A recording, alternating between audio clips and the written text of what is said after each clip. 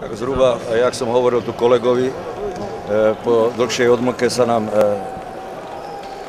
privítal prvoligový alebo extraligový basketbal. Sme radi, že sa sezóna rozbehla. Hlavne hráči čakali na to veľmi netrpezlivo a tieto prvé vstupy sú vždy náročné z hľadiska psychiky. Videli sme taký klasický zápas, ktorý je v úvode. Boli sme trošku nervózni v niektorých fázach, ale vždy sme vedeli sa dostať do nejakého pozitívneho vedenia o pár bodov. V zápätí výpadky koncentrácií, ľahká stratená lobda, super kontroloval trojkovým košom a de facto ten celý zápas bol vyrovnaný.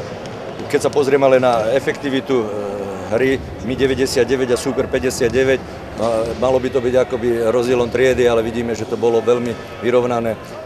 Nebyť ľahkých strát handlovej v závere, čo boli podľa mňa veľmi ľahké straty, to ani nebolo nejak kvalitou obrany a tými stratami sme sa dostali do protiútokov. Zrejme ten záver by bol ešte dramatickejší.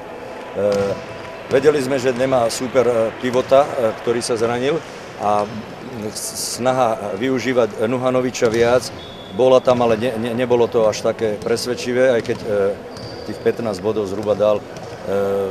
Mali sme problémy s útočným doskokom súpera v niektorých fázach. To sú všetko veci, asi, ktoré treba doladiť. Víťazstvo, ako som povedal, teší a musíme sa pripraviť na ďalšie stretnutie do Spišskej, ktoré určite nebude jednoduché.